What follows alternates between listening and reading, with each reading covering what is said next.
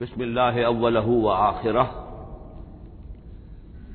پچھلی نشست میں جو گفتگو چل رہی تھی وہ فہم قرآن کے ضمن میں کچھ بنیادی اصول کہ جنہیں اگر پیش نظر رکھا جائے تو سہولت ہو جائے قرآن کے سمجھنے میں۔ 5 چیزیں بیان ہو چکی تھیں۔ نمبر 1، قرآن کا اسلوب استدلال منطقی نہیں ہے، فطری ہے، نیچرل اور خطابی ہے، انسان کو خود غور و فکر کرنے اور اپنے اندر جھانکنے کی دعوت دیتا ہے قرآن۔ ثانیاً، قرآن مجید کی آیات میں تقسیم ہے محکمات اور متشابہات، اور سورہ آل عمران میں جہاں اس کا ذکر ہے فرما دیا گیا ہے کہ اہل ایمان کا شیوہ یہ ہونا چاہیے کہ وہ محکمات پر اپنی توجہ کو مرکوز رکھیں اور متشابہات کے بارے میں اجمالی طور پر یقین رکھیں کہ اللہ کی طرف سے ہے، یقیناً حق ہے، چاہے وہ ہماری سمجھ میں آئی ہے یا نہیں آئی۔ لیکن اس میں جو ایک براڈ تقسیم ہے وہ یہ کہ آیات الاحکام سب کی سب محکمات ہیں مستقل، اور عالم غیب، عالم آخرہ، عالم برزخ، عالم ارواح، عالم ملائکہ، اس کے تمام امور مستقل طور پر متشابہات میں سے ہے۔ البتہ ایک تیسری کیٹیگری ہے کہ جو سائنٹیفک فینومینا کے ضمن میں ہو سکتا ہے کہ ایک شے آج متشابہات میں ہو، کل وہ محکمات میں داخل ہو جائے، جبکہ انسانی علم جو ہے وہاں تک پہنچ جائے اور اس کا ادراک کر سکے۔ نمبر 3، تفسیر زیادہ تر لفظی طور پر اور نحو اور صرف سے بحث کرتی ہے، تعویل کا مقصد ہے اصل مدلول تک پہنچنے کی کوشش کرنا۔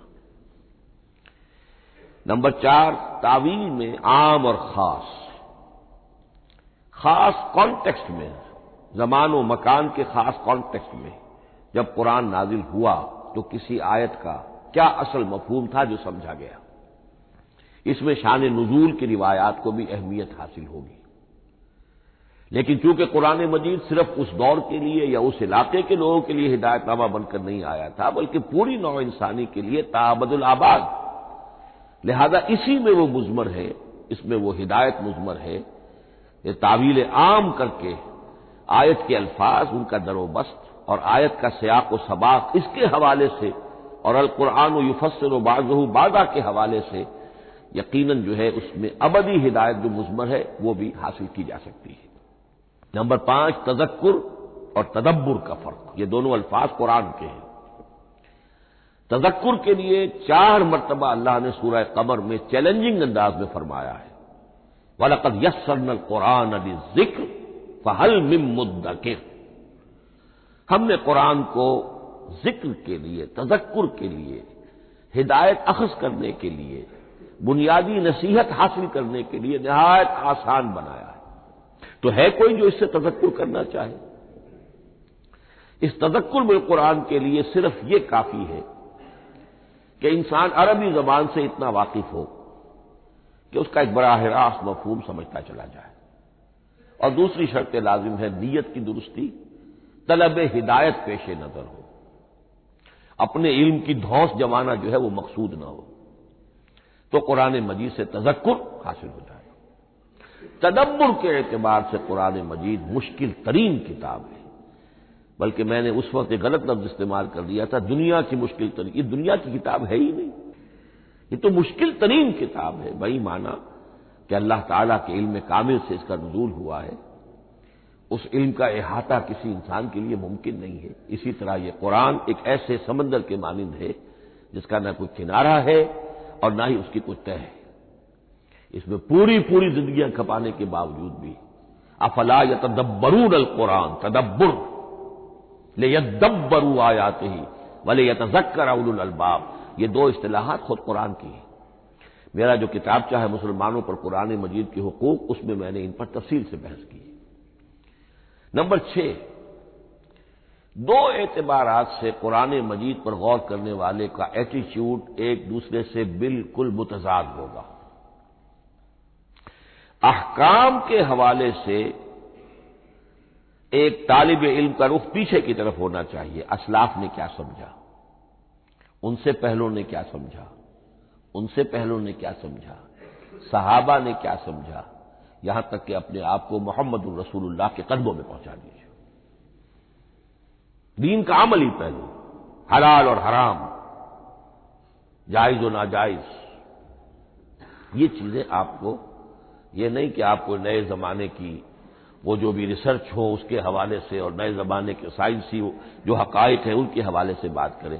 دوڑ پیچھے کی طرف ہے گردش ایام، تو پیچھے سے پیچھے، پیچھے سے پیچھے، یہاں تک کہ مصطفیٰ برسا خیش را کے دی ہماؤس اگر بہو نہ رسیدی تمام بولا. لیکن حکمت، سائنس، اس کے حوالے سے آگے بڑھیے، آگے سے آگے بڑھیے. وہ تو میں عرض کر چکا ہوں کہ وہ جو فینومینا قرآن مجید میں سائنٹیفک مذکور ہیں ان کی اصل حقیقت جو ہے وہ ہمارے اگر اسلاف کو سمجھ میں نہیں آ سکی تو بات سمجھ میں آتی ہے. ابھی اس علم کی سطح ہی اتنی کمزور تھی، اتنی نیچی تھی کہ اس کا ادراک ممکن نہیں تھا. اس میں آگے بڑھیے تو اس میں بالکل متضاد ہو گیا کہ ایک میں زمانے کا ساتھ دینے کی بجائے زمانے سے بھی آگے چلو، اور ایک میں پیچھے پیچھے پیچھے پیچھے، یہاں تک کہ محمد رسول اللہ والذین معہ، محمد الرسول اللہ والذین معہ، ان کے قدموں تک اپنے آپ کو پہنچا دو. آخری شے فہم قرآن کے ضمن میں، لیکن یہ last but not the least کے مصداق ہے. یہ بات بہت صراحت کے ساتھ مولانا مودودی نے لکھی ہے تفہیم القرآن کے مقدمے میں، اور بہت اہم بات ہے، بہت اہم بات. اور وہ یہ ہے کہ قرآن مجید ایک ایسی کتاب نہیں ہے جسے کوئی محقق اور ریسرچ اسکالر اپنی لائبریری میں بیٹھ کر اور ریفرنس بک سامنے رکھ کر ادھر سے ادھر اور سمجھ لے. اس کے سمجھنے کی شرط لازم یہ ہے کہ جو یہ راستہ دکھاتا ہے اس پر چلنا شروع کرے. ایک ایک قدم کے بعد قرآنی حقائق مزید منکشف ہوں گے، اور مزید منکشف ہوں گے، اور مزید منکشف ہوں گے. جب تک قرآن مجید کے بتائے ہوئے راستے پر آدمی چلے گا نہیں، قرآن کی اصل حقیقت اس پر کبھی منکشف نہیں ہوگی. چاہے تفسیر لکھ دے، وہ تو لفظوں کی بحث ہے، صرف اور نحو ہے یا روایات ہے، وہ جمع کر دیجئے. لیکن یہ کہ قرآن مجید کا صحیح فہم عمل کے بغیر ممکن ہے. جیسے قرآن مجید میں آتا زادتہم ایمانا، ایمان بڑھتا ہے، عمل کے ذریعے سے ایمان بڑھتا ہے. میں اس میں ایک شے کا اضافہ کر رہا ہوں. میرے نزدیک قرآن مجید مینول آف ریولیوشن، محمد عربی صلی اللہ علیہ وسلم نے ایک عظیم انقلاب برپا کیا دنیا میں، اور ایک انقلابی جد و جہد کی ہے. دعوت کے قبول کرنے والوں کو منظم کرنا، ان میں سم و طاعت کی عادت پیدا کرنا، پھر ان میں تن من دھن قربان کرنے کا جذبہ پیدا کرنا، پھر ان کا تزکیہ کرنا، ان کی تربیت. پھر جب وہ تیار ہو جائیں تو باطل سے ٹکر، اور اس میں پھر جہاد اور قتال کے مراحل، تاکہ انقلاب آ گیا. اور یہ کہ جاء الحق وزهق الباطل ان الباطل کان زهوقا. اس جد و جہد کے ہر مرحلے پر قرآن نازل ہو رہا ہے، جو اس مرحلے کے جو مسائل ہیں، جو اس مرحلے کے پرابلمز ہیں، جو اس مرحلے کی مشکلات ہیں، ان سے بحث کر رہا ہے. اب اگر کوئی فرد یا کوئی گروہ اس پروسیس میں وہ داخل ہی نہیں، وہ سمجھ ہی نہیں سکتا کہ یہ جو بات کہی جا رہی ہے اس کا اصل محل کیا ہے، مقام کیا ہے، کیوں کہی جا رہی ہے، وہ تو جب اسی قسم کی انقلابی جد و جہد میں کوئی خود مبتلا ہوگا تو اسے معلوم ہوگا یہ تھی وہ مشکل، یا یہ تھا وہ مسئلہ، یا یہ تھا وہ مرحلہ جو اس وقت کی جو جد و جہد تھی محمد الرسول اللہ والذین معہ کی، کہ اس وقت یہ آیات نازل ہوئی. اس طریقے سے مینول آف ریولیوشن میں کہا کرتا ہوں، کیونکہ ہماری جو طب کی تعلیم ہوتی ہے ان میں مینول آف ڈسیکشن، سب سے پہلے جو ہے اناٹمی پڑھائی جاتی ہے اور ڈیڈ باڈی کی ڈسیکشن ہوتی ہے، تو مینول آف ڈسیکشن جو ہے وہ پہلی کتاب ہوتی ہے جو ہمیں ملتی ہے۔ یہ ہوتا ہے، بتایا جاتا ہے یہاں ذرا شکاف دو اور یہ کھال کو کاٹو، اس کے اندر تمہیں یہ نظر آئے گا، یہ فیشیا ہے، پھر اسے اس کے اندر ایک اور شگاف دو، یہ نظر آئے گا۔ بالکل اسی طریقے سے قرآن مجید کی انگلی پکڑ کر اگر آپ چلیں گے تو پھر درجہ بدرجہ قرآن آپ پر منکشف ہوتا چلا جائے گا۔ اور اگر آپ نے اسے صرف ایک اکیڈمک ایکسرسائز بنا لیا، ایک علمی بات ہے، اس سے آگے کچھ نہیں، تو قرآن مجید کا جو اصل لب لباب ہے، جو اصل اس کا جوہر ہے، وہ کبھی منکشف نہیں ہوگا۔ اب آئیے ایک اہم موضوع، اعجاز قرآن کے وجوہ کیا ہیں۔ پہلی بات تو یہ سمجھ لیجئے کہ قرآن مجید کی حقانیت پر بنیادی طور پر دو قسم کی دلیلیں ہیں۔ ایک دلیل خارجی ہے، خارجی دلیل محمد الرسول اللہ صلی اللہ علیہ وسلم کی شخصیت اور آپ کا کارنامہ، الصادق الامین، قد لبثت فیکم عمرا، میں تمہارے مابین ایک عمر گزار چکا ہوں، تم نے مجھے دیکھا، میرا کردار دیکھا، تم نے خود مجھے الصادق اور الامین کا جو ہے خطاب دیا، تو خود حضور کی شخصیت دلیل ہے قرآن مجید کی حقانیت پر۔ اس اعتبار سے ایک مضمون بہت اہم ہے، اور وہ یہ کہ قرآن اور محمد صلی اللہ علیہ وسلم اس طرح ایک دوسرے کے ساتھ جڑے ہوئے ہیں، گتھے ہوئے ہیں، ایک وحدت بن گئے ہیں، ایک آرگینک ہول بن گئے ہیں کہ ایک دوسرے کے لیے شاہد بھی ہے اور ایک دوسرے کے لیے کمپلیمنٹری بھی ہے، جس کے لیے میں دو مقامات سے استشہاد کروں گا۔ سورہ بینہ میں فرمایا لم یکن الذین کفروا من اہل الکتاب والمشرکین منفکین حتی تأتیہم البینہ، اہل کتاب میں سے اور کفار میں سے، مشرکین میں سے جو لوگ جنہوں نے کہ کفر کیا تھا، وہ علیحدہ نہیں کیے جا سکتے تھے جب تک کہ بینہ نہ آ جاتے۔ اب بینہ کیا ہے؟ رسول من اللہ یتلو صحفا مطہرۃ فیہا کتب قیمہ، بینہ دو چیزوں سے مل کر بنی، رسول من اللہ یتلو صحفا مطہرۃ فیہا کتب قیمہ، رسول اور قرآن مل کر بینہ ہے، رسول کی شخصیت بین ہے، اور یہ قرآن مجید کے لیے دلیل ہے۔ دوسری طرف قرآن مجید محمد کی رسالت کا ثبوت ہے، جیسے کہ آپ دیکھتے ہیں یاسین والقرآن الحکیم انک لمن المرسلین، والقرآن الحکیم، قسم ہے اس قرآن حکیم کی، یعنی یہ قرآن حکیم گواہ ہے، شاہد عادل ہے کہ اے محمد آپ اللہ کے رسول ہیں۔ محمد کی شخصیت حقانیت قرآن پر دلیل ہے، قرآن محمد کی رسالت پر دلیل ہے، ایک دوسرے کے شاہد۔ دوسرا مقام سورۃ طلاق کا ہے، قد انزل الیکم ذکرا، دیکھو لوگو اللہ نے تمہارے لیے یاد دہانی ذکر نازل کر دیا ہے، وہ یاد دہانی کیا ہے؟ رسولا یتلو علیکم آیات اللہ مبینات، اللہ کا ایک رسول جو تمہیں پڑھ کر سنا رہا ہے اللہ کی آیات بینات، یہ دونوں چیزیں مل کر بینہ بنا، دونوں چیزیں مل کر ذکرا بنا۔ اس حوالے سے یہ دونوں چیزیں ایک دوسرے کے ساتھ یوں سمجھیے کہ اس طریقے سے گتھی ہوئی ہیں، دونوں حقیقتیں اس طرح جمع ہیں کہ ایک دوسرے سے جدا نہیں کی جا سکتی۔ اگلی بات یہ سمجھیے کہ قرآن مجید محمد الرسول اللہ کا اصل معجزہ، بلکہ اس سے آگے بڑھ کر ایک لفظ استعمال کروں گا، واحد معجزہ ہے۔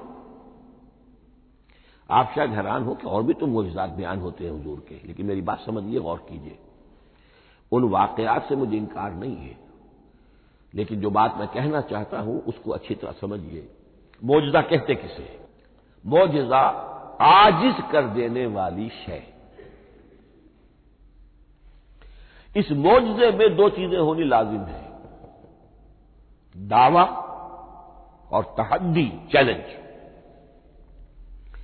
جبکہ کوئی خرق عادت کوئی شے پیدا ہو جائے، خرق عادت اسے کہتے ہیں کہ فزیکل لا ایک ہے، پانی، واٹر کیپس اٹ سرفیس، حضرت موسیٰ کا عصا اس پر لگا اور سمندر پھٹ گیا، خرق عادت ہے، یعنی جو عادی قانون ہے، عام طور پر جو قوانین طبعیہ ہیں ان کا پھٹ جانا، ختم ہو جانا، ٹوٹ جانا، اور کسی حقیقت کا اس میں سے ظاہر ہو جانا جو ان فزیکل لاز کے خلاف۔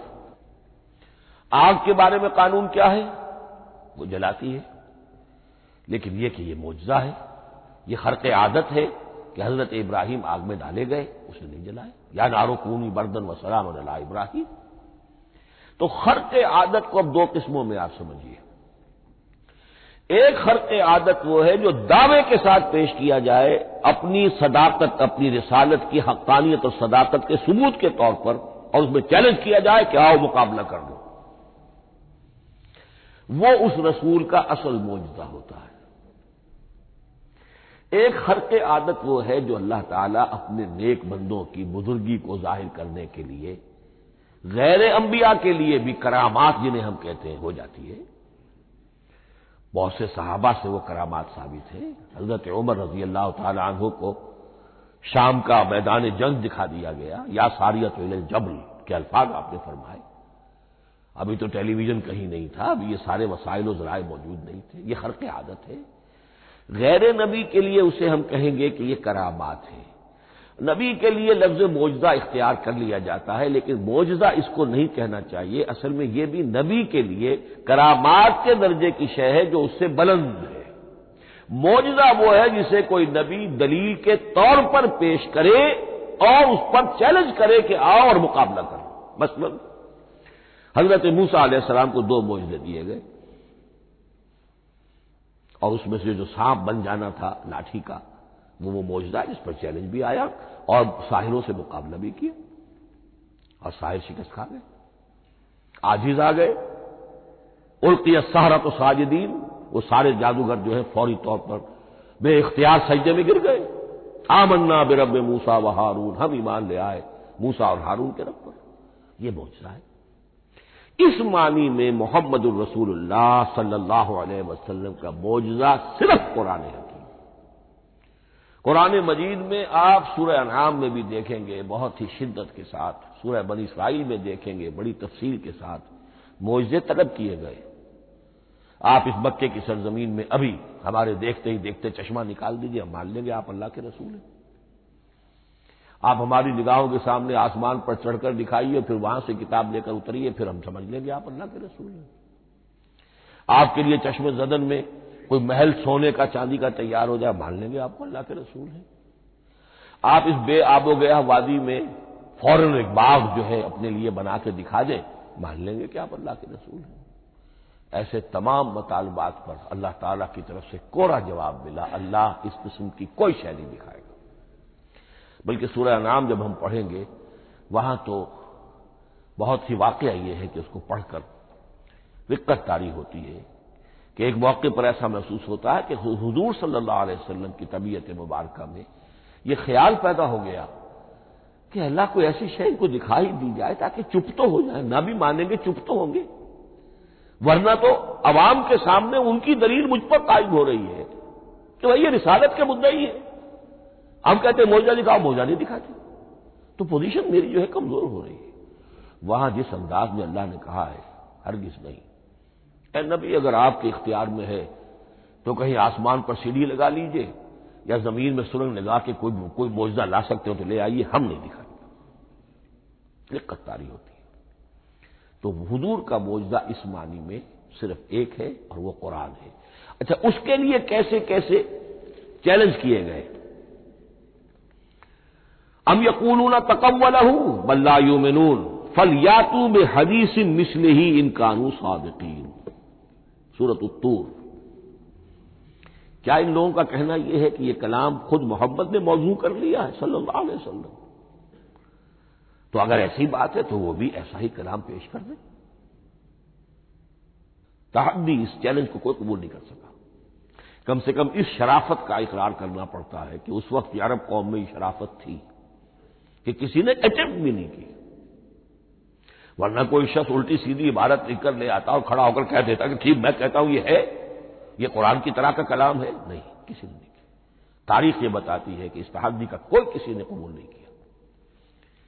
اسی طرح فرمایا سورہ بنی اسرائیل میں قل لئن اجتمعت الانس والجن على ان ياتوا بمثل هذا القرآن لا ياتون بمثله ولو كان بعضهم لبعض ظهيرا، چیلنج ہے، اے نبی کہہ دیجئے اگر تمام انسان، تمام جن مل کر بھی چاہے کہ ایسی کوئی کتاب وہ مرتب کر لے، نہیں کر سکیں گے، چاہے وہ سب کے سب ایک دوسرے کی مدد کریں، ہے کہ نہیں چیلنج۔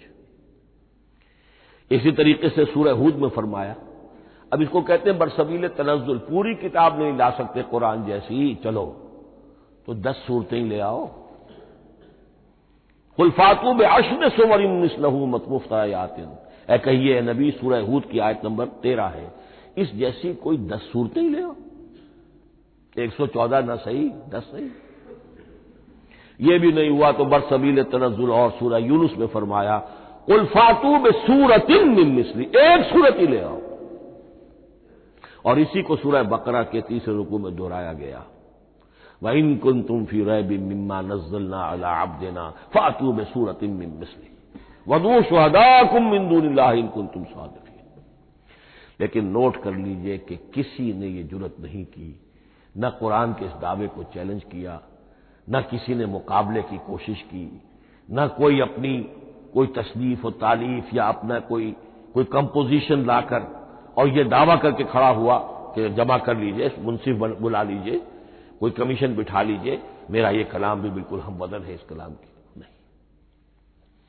اب ہمیں دیکھنا یہ ہے کہ وجوہ اعجاز قرآن مجید کے کیا کیا ہے۔ معجزہ تو یہ ہے، حضور کا اصل معجزہ یہ ہے، لیکن معجزہ کس کس پہلو سے ہے؟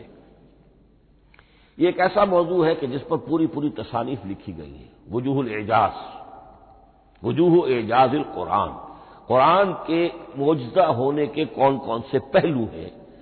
اس کا واقعہ یہ ہے کہ احسان ناممکن ہے، اور جیسے جیسے زمانہ آگے بڑھے گا اس کے اور پہلو واضح ہوتے جائیں گے۔ سنوریہم آیاتنا فی الآفاق وفی انفسہم حتی یتبین لہم انہ الحق۔ لیکن یہ کہ کس کس پہلو سے یہ معجزہ ہے، چند موٹی موٹی باتیں ضرور سمجھ لیجئے۔ لغت، ادب، فصاحت، بلاغت، عذوبت، مٹھاس، اس کے اعتبار سے قرآن معجزہ ہے۔ لیکن اس اعتبار سے قرآن معجزہ ہے یا تو تھا اپنے زمانے کے عربوں کے لیے، غیر عرب کے لیے تو نہیں تھا۔ غیر عرب جو ہے قرآن مجید کی جو بھی فصاحت و بلاغت ہے، اس کا جو لٹریری بیوٹی ہے، اس کو تو وہ اپریشیٹ نہیں کر سکتا تھا۔ یہ حصہ جو ہے یا تو عربوں کے لیے تھا اس وقت دائمی، یا آج بھی عرب کچھ نہ کچھ، بہرحال عربی ان کی زبان ہے، وہ پڑھتے ہیں، جیسا کہ میں نے عرض کیا تھا، چاہے عیسائی ہو اور چاہے یہودی ہو، وہ بھی اپنے ہاں لٹریچر کی، عربی لٹریچر کی ہائیسٹ کتاب کی حیثیت سے قرآن مجید پڑھانے پر مجبور ہے۔ ایک پہلو اس کا یہ ہے، اور اسی کے حوالے سے نوٹ کیجئے حضرت نبید رضی اللہ تعالی عنہ، یہ سبع معلقہ کے شعراء میں سے تھے آخری۔ عربوں میں چونکہ اس کا بڑا چرچا تھا شاعری کا، تو ان کا جو سالانہ جشن ایک ہوتا تھا، اس میں وہ بہت بڑے بڑے شعراء سب جمع ہوتے تھے، اپنے اپنے قصیدے پڑھتے تھے، اور جس کا قصیدہ سمجھا جاتا تھا کہ سب سے اعلیٰ ہے، سب سے بلند ہے، سب سے عمدہ ہے، اب اسے اس سال کے لیے وہ گویا کہ ملک الشعراء اس کو مانا جاتا تھا کہ یہ شاعروں کا بادشاہ ہے، اور تمام شاعر اسے سجدہ کرتے تھے بالفعل، اور اس کے قصیدے کو کعبے کی دیوار کے ساتھ ٹانگ دیا جاتا تھا، معلق کر دیا جاتا تھا۔ ایسے 7 قصیدے ہیں جن کے مجموعے کا نام ہے سبع معلقہ۔ اس سبع معلقہ جو ہے 7 جو سلسلے ہیں، ان میں آخری حضرت نبید کا ہے، وہ ایمان لے آئے۔ ایمان لانے کے بعد انہوں نے شعر کہنا چھوڑ دیا۔ اس پر حضرت عمر نے ایک دفعہ ان سے کہا کہ لبید اب آپ شعر نہیں کہتے۔ ان کا جواب تھا ابعد القرآن، کیا قرآن کے بعد بھی کسی کے لیے کوئی موقع ہے کہ وہ کچھ کہنے کی کوشش کرے؟ فصاحت اور بلاغت کی تو میراث قرآن مجید ہے، وہ آ چکی ہے۔ تو جہاں تک اہل عرب کے لیے اس کا معجزہ ہونا، خاص طور پر اس دور میں اور اب بھی کسی درجے میں، اس میں تو اہمیت ہے اس کی ادبیت، اس کی فصاحت، اس کی بلاغت، اس کی عذوبت۔ دائمی اور ابدی یہ کس اعتبار سے معجزہ ہے؟ عہد حاضر میں اور غیر عرب لوگوں کے لیے۔ نمبر ایک، سائنسی حقائق کا انکشاف۔ جس طریقے سے کہ یہ سائنسی حقائق منکشف ہوتے چلے جا رہے ہیں ابدی طور پر، میں ڈاکٹر مورس بکائی کا حوالہ دے چکا ہوں اور پروفیسر ڈاکٹر کیتھل مور کا حوالہ دے چکا ہوں، ان کو ذہن میں رکھیے۔ سنریہم آیاتنا فی الآفاق وفی انفسہم حتی یتبین لہم انہ الحق۔ نمبر دو، حضور کا وہ کارنامہ کہ آپ نے ایک عظیم انقلاب برپا کر کے دکھایا اور وہ نظام قائم کر کے دکھایا کہ جس سے بہتر، جس سے عادلانہ، جس سے زیادہ منصفانہ کوئی نظام دنیا میں نہ آج تک قائم ہوا ہے اور نہ اس کی کوئی دوسری نظیر پیش کی جا سکتی۔ یہ ہے سب سے بڑا معجزہ، اور معجزہ ہوا قرآن سے۔ اتر کر حرا سے سوئے قوم آیا اور ایک نسخہ کیمیا ساتھ لایا۔ یہ سارا معجزہ، جیسا کہ میں نے شروع میں عرض کیا ہے، محمد اور قرآن دونوں مل کر بینہ بھی ہے تو رسول من اللہ یتلو صحفا مطہرۃ فیہا کتب قیمہ قد انزل الیکم ذکرا رسولا یتلو علیکم آیات اللہ مبینات۔ یہ معجزہ جو ہے جس کے حوالے سے دنیا میں بڑی بڑی شخصیات نے شہادت دی۔ ایم این رائے اس صدی کا ایک بہت بڑا انقلابی شخص، کمیونسٹ انٹرنیشنل کا رکن، اس صدی کی ابتدا میں جو شعلہ تھا، جو غلغلہ تھا، جو ولولہ تھا بولشوک ریولوشن کا، اور جو دنیا کے اندر ایک دھوم مچ گئی تھی، اس کو ذہن میں رکھیے۔ اور اس پہ کمیونسٹ انٹرنیشنل کا رکن ایم این رائے، 1920 میں اس نے لاہور میں ایک خطبہ دیا تھا، ہسٹوریکل رول آف اسلام، اور اس نے کہا تھا تاریخ انسانی کا عظیم ترین انقلاب وہ ہے کہ جو محمد نے برپا کیا صلی اللہ علیہ وسلم۔ آج بھی یہ کتاب بھارت میں چھپتی ہے، بامبے کا ایک پبلشر شائع کرتا ہے، historical role of Islam by M N Roy. پھر آگے چلیے، ایچ جی ویلز اگرچہ انتہائی رقیق حملے کرتا ہے حضور کی زندگی کے بعض پہلوؤں پر، جیسے رشدی نے کیے ہیں یا جیسے تسلیمہ نسرین ایک بنگالی خاتون نے کیے ہیں، اسی طرح کے حملے کیے اس نے بھی۔ اور یہ اس لیے بتا رہا ہوں کہ یہ اسٹیبلش ہو جائے کہ وہ دوست نہیں ہے، دشمن ہے۔ عربی کا ایک مقولہ یہ ہے کہ الفضل ما شہدت بہ الاعداء، اصل فضیلت تو اس شے کی ہے جس کی گواہی دشمن دے۔ دوست تو تعریف کریں گے، قابل تعریف شے کی بھی تعریف کریں گے، بڑھ چڑھ کر کریں گے۔ یہ بھی ہو سکتا ہے کسی قابل مذمت شے کی بھی تعریف کر بیٹھے، دوست تو ہوئے۔ دشمن جو ہے وہ تو ظاہر بات ہے اسی بات کو مانے گا کہ جس میں کسی شک و شبہ کی گنجائش نہ ہو۔ اس لیے میں نے عرض کیا کہ دشمن ہے، رقیق حملے کرتا ہے، لیکن آخر میں جب آتا ہے concise history of the world میں چیپٹر جو ہے حضور پر، اس میں خطبہ حجۃ الوداع کا وہ حوالہ دیتا ہے، لا فضل لعربی علی عجمی ولا لعجمی علی عربی ولا لاحمر علی اسود ولا لاسود علی احمر الا بالتقوی۔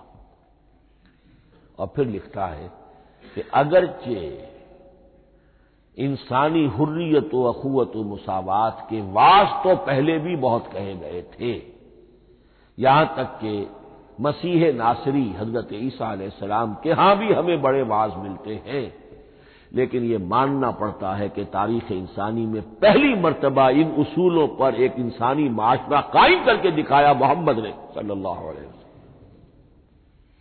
Although the sermons of human freedom, fraternity and equality were said before also, and we find a lot of them in Jesus of Nazareth, but it must be admitted that it was Muhammad sallallahu alayhi wa sallam who established for the first time in history a society based on these principles.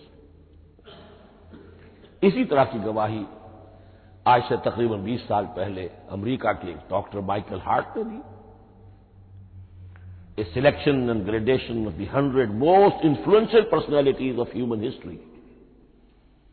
اور number 1 پر محمد کا ذکر کر رہا ہے صلی اللہ علیہ وسلم، اور کہتا ہے نیچرلی آئی او این ایکسپلینیشن، میں عیسائی ہوں اور ابھی تک عیسائی ہے وہ، اس کی موت کی بھی ابھی کوئی خبر نہیں آئی ہے، عیسائی ہے، لیکن یہ کہ اس نے حضور کو نمبر 1 پر رکھا، حضرت عیسیٰ کو نمبر 3 پہ لے گیا. تو نیچرلی آئی او این ایکسپلینیشن، اور پھر ایکسپلینیشن دی ہے this is because he is the only person supremely successful in both the religious and secular fields. یہ دونوں میدان جو ہے مذہب اور روحانیت اور دوسری طرف سیاست اور حکومت اور ریاست، ان دونوں میدانوں میں بیک وقت انتہائی کامیاب انسان صرف ایک ہے، اور وہ محمد ہے صلی اللہ علیہ وسلم. یا تو آدمی اس میں اونچا ہوتا ہے، روحانیت میں ہے، دین میں ہے، اخلاق میں ہے، تو سیاست اور ریاست میں زیرو ہوگا. یا کوئی بہت بڑا بادشاہ ہے، بڑا حکمران ہے، بڑا فاتح ہے، سکندر اعظم ہے، تو وہ اخلاقیات میں اور روحانیات میں زیرو نہیں، مائنس ہوگا. یہ معاملہ کہ دونوں میں this is because he is the only person supremely successful in both the religious and the secular fields. لیکن یہ بات نوٹ کر لیجئے کہ جو تازہ ایڈیشن ہے اس کتاب کا، اس میں سے یہ پیسج نکال دیا ہے نئے جو ایڈیٹرز ہیں انہوں نے. اس کے لیے آپ کو کسی پرانے ایڈیشن سے رجوع کرنا پڑے گا، concise history of the world, اور وہ لائبریریوں میں مل جائے گا. علامہ اقبال نے اس بات کو یوں بیان کیا ہے، ہر کجا بینی جہان رنگ و بو،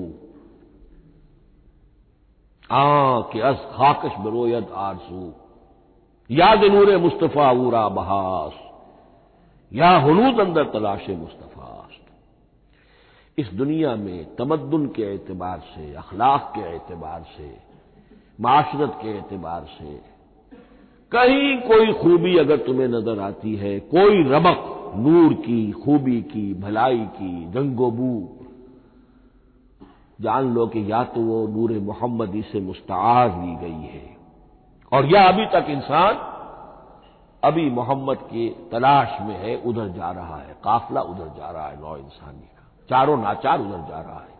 سوشل ایوولوشن کا پروسیس انسان کو افراط و تفرید کے دھکوں کے باوجود تدریجاً لے کر جا رہا ہے بحیثیت مجموعی پوری مین کائنڈ کو اسی بات کی طرف کہ جس کی طرف دعوت دی تھی محمد رسول اللہ صلی اللہ علیہ وسلم.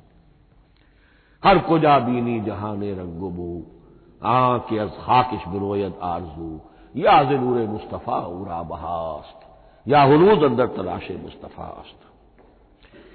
اسی اعتبار سے میں ایک بات اور کہہ رہا ہوں، اس پہلو سے واقعہ یہ ہے کہ میرے نزدیک اس دور میں اعجاز قرآن کی سب سے بڑی نمائندہ شخصیت، اعجاز قرآن کا سب سے بڑا مظہر علامہ اقبال کی ذات ہے. 20ویں صدی کا مفکر، فلسفی، مشرق و مغرب کے فلسفے پڑھ چکا، قدیم اور جدید فلسفہ سب کا مطالعہ کیا، اور اس کے بعد اس کو قرآن کی حقانیت پر جو یقین نظر آیا ہے، قرآن کی عظمت جس طرح اس پر منکشف ہوئی ہے، وہ واقعہ یہ ہے کہ مجھے کم سے کم اپنی محدود معلومات کی حد تک عظمت قرآن کا وہ انکشاف کسی دوسرے شخص پر نظر نہیں آتا. انہوں نے جس جس طریقے سے مرثیے کہے ہیں کہ مسلمان قوم نے کس طرح قرآن کو چھوڑا ہوا ہے، واعظ ہے تو قرآن سے نہیں کہیں اور سے، تربیت اور تزکیہ نفس ہے تو اس کا تعلق قرآن سے نہیں، وہ بھی کچھ اور مستعار چیزیں ادھر سے ادھر سے لے لی ہیں، فلسفے ہیں تو کہیں اور سے لے لیے ہیں، قرآن سے حکمت جو ہے وہ اخذ نہیں کی گئی ہے. کیسے کیسے انہوں نے عظمت قرآن کا جو انکشاف ان پر ہوا اس کی تعبیر کی ہے. کتاب زندہ قرآن حکیم، حکمت او لا یزال است و قدیم، حرف اورا ریب نئے، تبدیل نئے، آیا شرمندہ تعویل نئے فاش گویا ماں کے در دل مضمر است یہ کتابیں نیز چیزیں دیگر است مثل حق پنہاؤ ہم پیداستو زندہ و پائندہ و گویاستو چوں بجاں در رفت جہاں دیگر شود جہاں چوں دیگر شد جہاں دیگر شود. میں اس میں خاص طور پر دو اشعار آپ کو اس کو سنانا چاہتا ہوں. انہوں نے حضور سے مناجات کرتے ہوئے دو اشعار کہے. اس سے آپ کو اندازہ ہوگا کہ انہیں کتنا یقین تھا کہ میرے سارے فکر کا منبع قرآن حکیم ہے. کہتے ہیں گر دلم آئینہ بے جوہر است. اے اللہ کے رسول صلی اللہ علیہ وسلم اگر میرا دل اس آئینے کے مانند ہے جس میں چمک نہیں ہے. ور بحرفم غیر قرآن مضمر است. اور اگر میرے پیغام میں قرآن کے سوا کوئی شے شامل ہو گئی ہے قرآن کے سوا کوئی چیز اس میں چھپی ہوئی ہے مضمر ہے پردہ ناموس فکرم چاک کن تو میرے فکر کی ناموس کے دھجیاں بکھیر دیجیے. پردہ ناموس فکرم چاک کن ای خیاباں راز خارم پاک کن. اس شاہراہ کو اس کانٹے سے پاک کر دیجیے. کانٹا میرا میں کانٹے کے مانند ہوں پھر اٹھا کر پھینک دیجیے. روز محشر خار و رسوا کن مرا بے نصیب از بوسہ پاک کن مرا. قیامت کے دن مجھے ذلیل و خوار کیجیے گا اور اپنے قدموں اپنے پائے مبارک کا بوسہ لینے سے محروم کر دیجیے گا. یہ اتنی بڑی بد دعا جو اقبال اپنے آپ کو دے رہا ہے تو کس قدر یقین اسے حاصل ہے کہ اس نے قرآن کی ترجمانی کی ہے. اب آئیے بہت چھوٹے چھوٹے دو اور مضمون ہیں. قرآن حبل اللہ ہے اس کے کیا معنی ہے؟ حبل رسی کو کہتے ہیں اللہ کی رسی. حبل من مسد سورہ لہب میں یہ لفظ آیا ہے. امام راغب نے اس کی تعبیر کی ہے استعیر للوصل ولکل ما یتوصل به الی شیء. یا تو تعلق کو حبل سے استعارہ دیا جاتا ہے استعارے کے طور پر حبل کا لفظ کسی تعلق کے لیے استعمال ہوتا ہے یا کسی شے تک پہنچنے کا ذریعہ وہ حبل ہے. اب یہ ہمیں لفظ ملتا ہے حضرت علی رضی اللہ تعالیٰ عنہ کی روایت میں هو حبل اللہ المتین. ترمذی میں یہ الفاظ موجود ہیں حضرت علی سے منقول ہے رضی اللہ تعالی عنہ. یہی ہے اللہ کی مضبوط رسی. کیونکہ قرآن مجید میں آتا ہے واعتصموا بحبل اللہ جمیعا تو حبل اللہ کون سی ہے؟ پھر یہ حضرت عبداللہ ابن عمر سے بھی ہے یہ روایت موجود ہے رزین میں هو حبل اللہ المتین. یہ قرآن ہی اللہ کی مضبوط رسی ہے. اللہ سے اب اس کے دو پہلو ہیں. ایک تو یہ کہ یہ اللہ سے جوڑنے والی ہے تقرب اللہ کا ذریعہ ہے. وصول الی الشیء کسی تک پہنچانے والی شے اس کا سہل ترین اللہ کے تقرب کا سہل ترین ذریعہ مؤثر ترین ذریعہ قرآن حکیم ہے.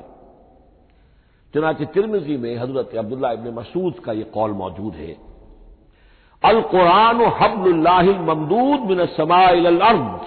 قرآن تو اللہ کی وہ رسی ہے جو تنی ہوئی ہے آسمان سے زمین کی طرف. یہ ترمذی میں تو اصل میں اثر ہے حضرت عبداللہ ابن مسعود کا قول ہے لیکن یہ کہ زید ابن ارقم سے یہ الفاظ جو ہیں مرفوعاً کہ یہ حضور کے الفاظ ہیں یہ بھی منقول ہے. یہ حضور نے فرمایا کہ القرآن حبل اللہ الممدود من السماء الی الارض. اور ایک بڑی پیاری روایت ہے طبرانی کی معجم کبیر میں کہ ایک مرتبہ حضور اپنے حجرے سے برآمد ہوئے مسجد نبوی کے ایک گوشے میں دیکھا کچھ صحابہ بیٹھے ہوئے قرآن سمجھ رہے ہیں سمجھا رہے ہیں پڑھ رہے ہیں مذاکرہ ہے قرآن. آپ کے چہرے پر بڑے بشاشت کے آثار ظاہر ہوئے خوشی کے آثار. آپ چل کر تشریف لائے. پہلے ایک سوال کیا الستم تشہدون اللہ الہ الا اللہ وانی رسول اللہ وہذا القرآن جاء من عند اللہ. کیا آپ لوگ اس کے گواہ نہیں ہیں کہ اللہ کے سوا کوئی معبود نہیں اور میں اللہ کا رسول ہوں اور یہ قرآن خاص اللہ کے پاس سے آیا ہے؟ صحابہ کا جواب کیا ہو سکتا تھا بلا یا رسول اللہ کیوں نہیں اللہ کے رسول ہم گواہ ہیں. اللہ کے سوا کوئی معبود نہیں، آپ اللہ کے رسول ہیں، اور قرآن خاص اللہ کے پاس سے آیا ہے۔ اب آپ نے فرمایا فاستبشروا، خوشیاں مناؤ،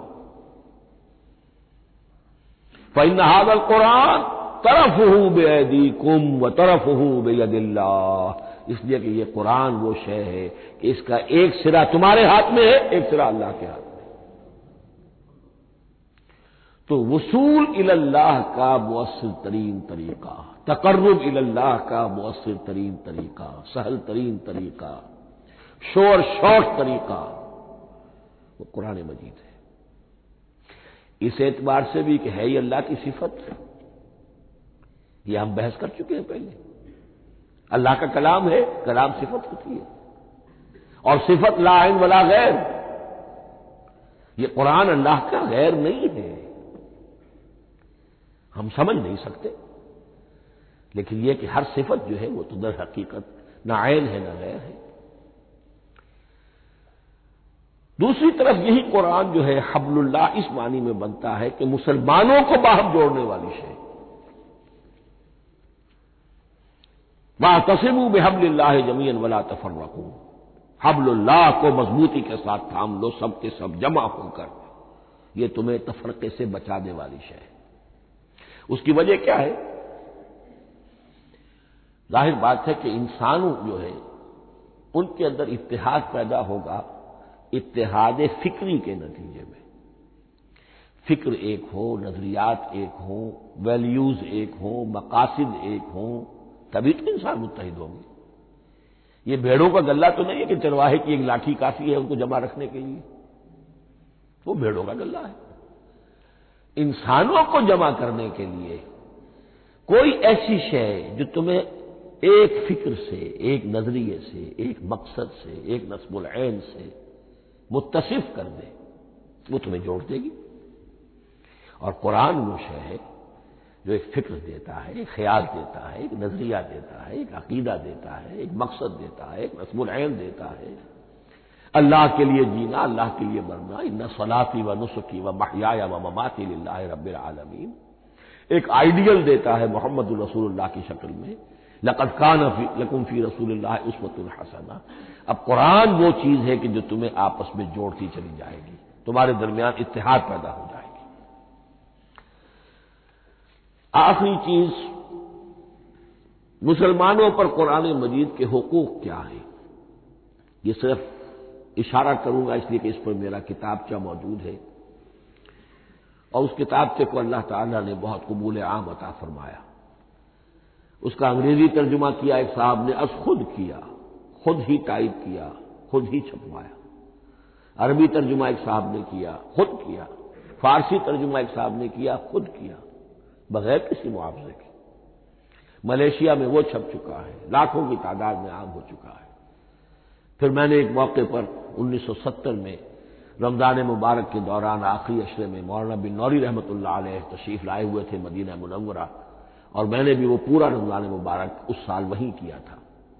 میں نے ان کو دیا تھا کہ آپ دیکھیے اس میں کوئی غلطی ہو تو مجھے بتا دیجئے، میں اسے بڑے پیمانے پر شائع کرنا چاہتا ہوں۔ انہوں نے حالت اعتکاف میں مسجد نبوی میں پڑھا ہے، صرف ایک جگہ ایک جملے میں انہوں نے اصلاح تجویز کی، وہ میں نے کر دی۔ اس اعتبار سے اب یہ کتابچہ جو ہے مصدقہ ہے مولانا محمد یوسف بن نوری رحمۃ اللہ علیہ۔ اس میں اللہ تعالیٰ نے جو بات مجھ سے کہلوا دی تھی تقریباً 30 سال پہلے کی بات ہے، ہر مسلمان پر قرآن مجید کے 5 حقوق حسب استعداد و توفیق عائد ہوتے ہیں۔ پہلے یہ کہ اس پر ایمان ہو جیسا کہ ایمان کا حق ہے، صرف زبانی ایمان نہیں، دل سے یقین کہ یہ اللہ کا کلام ہے۔ اور اس کا نتیجہ کیا ہوگا؟ پھر عظمت اس کی پیدا ہوگی، ایمان و تعظیم، یہ پہلا حق ہے۔ تلاوت و ترتیل، اس کو پڑھے جیسے کہ پڑھنے کا حق ہے، پھر سمجھے جیسے کہ سمجھنے کا حق ہے، تذکر و تدبر، پھر عمل کرے، انفرادی طور پر بھی اجتماعی طور پر بھی۔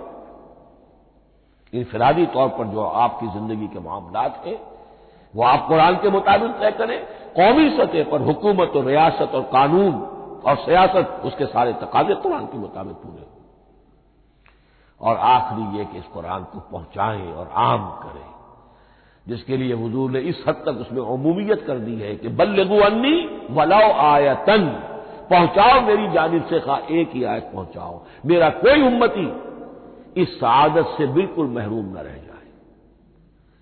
اول تو خیرکم من تعلم القرآن وعلمہ، تم میں سے بہترین لوگ وہ ہیں جو اسی کے لیے اپنے آپ کو وقف کر دیں، قرآن پڑھیں اور پڑھائیں، سیکھیں اور سکھائیں، سمجھیں اور سمجھائیں۔ اس لیے کہ سمجھنے اور سمجھانے، سیکھنے اور سکھانے، پڑھنے اور پڑھانے کا بھی کوئی ایک لیول تو نہیں ہے، ایک عام لوگوں کی سطح ہے، ایک ان سے اوپر کی سطح ہے، ایک انٹلیکچوئلز کی سطح ہے، ایک جینیس لوگوں کی سطح ہے۔ ان تمام سطحوں پر قرآن کو سمجھانے کے لیے، پہنچانے کے لیے خود بھی تو اوپر اٹھنا پڑے گا، خود اسے سیکھنا پڑے گا، خود اس کی گہرائی میں غوطہ دانی کرنی پڑے گی، اور یہ ایک لائف لانگ پروسیس ہے۔ یہ کوئی پارٹ ٹائم جاب نہیں ہے، یہ کوئی صرف پیس ٹائم نہیں ہے، یہ کوئی ہابی نہیں ہے۔ ہمہ وقت ہمہ تن خیرکم من تعلم القرآن وعلمہ۔ اب آخری بات بتا رہا ہوں، اور وہ یہ ہے کہ قرآن مجید وحی باللفظ ہے، صرف وحی بالمعنی نہیں ہے۔ یہ بحث اصل میں کیونکہ ہمارے پڑھے لکھے طبقے میں کچھ زیادہ ہو جاتی ہے، خاص طور پر جو مشنری اسکولوں وغیرہ میں پڑھے ہو اور عیسائیت اور اس کے عقائد اور اس کے فلسفے کی کوئی تھوڑی بہت ان کو کوئی چھوٹ لگ گئی ہو۔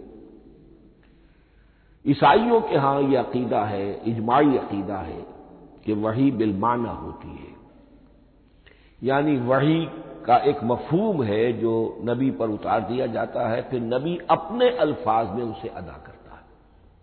لفظ اللہ کے نہیں ہوتے، لفظ نبی کے ہوتے ہیں، مفہوم اللہ کا ہوتا ہے۔ ان کے لیے مجبوری یہ ہو چکی ہے جس کی وجہ سے انہیں یہ عقیدہ اپنانا پڑا کہ کوئی ایک انجیل ہے ہی نہیں۔ 104 انجیلوں میں سے وہ انہوں نے 4 سلیکٹ کی تھی کینونیکل گاسپلز، باقی جو ہیں وہ اب وہ ان کو مستند نہیں مانتے، اپوکریفل کہتے ہیں۔ اور میں نے ایک مرتبہ ایک پادری صاحب سے، مسٹر وائٹ ہوتے تھے منٹگومری میں، میں نے ان سے پوچھا which one of them is Bible, یہ متی اور یہ لیوک اور مارکس اور جان، ان میں سے کون سی بائبل کون سی ہے؟ تو اس نے جواب دیا none of them is Bible, Bible is in them, ان میں سے کوئی ایک بھی مشخص طور پر، معین طور پر بائبل نہیں ہے، بائبل ان میں ہے بحیثیت مجموعی۔ لہذا ان کے لیے یہ عقیدہ جو ہے وہ لازم سا ہو گیا۔ ہمارے ہاں بھی بعض فلاسفہ نے اس قسم کی باتیں کی ہے کہ جن سے یہ دھوکہ لگتا ہے، لیکن میں خاص طور پہ چونکہ علامہ اقبال کا تذکرہ میں نے آج کیا ہے، اسی حوالے سے میں ان کا ایک واقعہ بیان کرنا چاہتا ہوں۔ ایف سی کالج لاہور کے پرنسپل تھے ڈاکٹر یوئنگ، ایک دعوت تھی، اس میں علامہ بھی تھے، وہ بھی تھے۔ تو ڈاکٹر یوئنگ نے کہا، وہ بڑا فلسفی تھا، کہ ڈاکٹر اقبال ہم نے سنا ہے کہ آپ بھی وحی باللفظ کے قائل ہیں، آپ جیسا پڑھا لکھا شخص، عالم دانا۔ علامہ اقبال نے فرمایا جی ہاں، اور مجھے تو اس کا ذاتی تجربہ ہے، مجھ پر تو جو شعر نازل ہوتے ہیں وہ الفاظ میں ڈھلے ہوئے ہوتے ہیں، میں ان میں تبدیلی کرنا چاہوں تو نہیں کر سکتا۔ تو اگرچہ اس سوال اس جواب کو ہم کہیں گے کہ یہ الاجوبۃ المسکتہ، مسکت چپ کر دینے والا جواب تھا کہ جو علامہ اقبال نے دیا، لیکن ذہن میں رکھیے یہ کہ جو وحی باللفظ ہے وہ ختم ہو چکی محمد رسول اللہ صلی اللہ علیہ وسلم پر۔ وحی رسالت وحی باللفظ ہے، وہ ختم ہو چکی۔ البتہ الہام، کشف، رؤیا، القاء، یہ وحی بالمعنی ہے، یہ کوئی ایک شے ہے جو دل میں ڈال دی جاتی ہے، اس کے دروازے آج بھی کھلے ہوئے ہیں۔ اور یہ جان لیجئے قرآن مجید کی حقانیت کا جو اصل ثبوت ہے وہ یہ ہے کہ آپ اسے اپنے باطن کے اندر محسوس کریں۔ یہ جو باطنی تجربہ علامہ اقبال نے کہا ہے کہ انسان اپنے باطن میں محسوس کرے کہ ہاں یہ بات ہے، ٹھیک ہے، اس کے لیے کہ علامہ ابن قیم رحمۃ اللہ علیہ کا قول ایسا ہے، بڑا پیارا قول ہے قرآن کے کچھ پڑھنے والے ایسے ہیں جب قرآن کو پڑھتے ہیں تو یوں محسوس کرتے ہیں کہ ہم مصحف سے نہیں پڑھ رہے، لوح قلب سے پڑھ رہے ہیں، ہمارے دل پر لکھا ہوا قرآن موجود ہے، یعنی ہماری فطرت، ہمارے اندر کی کوئی حقیقت ہے جو سرٹیفائی کر رہی ہے، توثیق کر رہی ہے، اٹیسٹ کر رہی ہے کہ ہاں یہ ٹھیک ہے۔ اور اس کی وجہ کیا ہے؟ ہماری روح اور اس قرآن کا منبع وہ ایک ہی ہے، وہ ذات باری تعالی ہے، یہ کلام اللہ ہے، اور ہماری روح امر اللہ۔ یسألونک عن الروح قل الروح من امر ربی وما اوتیتم من العلم الا قلیلا۔ بس میں اسی پر اکتفا کر رہا ہوں۔ بارک اللہ لی ولکم فی القرآن العظیم ونفعنی وإیاکم بالآیات والذکر الحکیم۔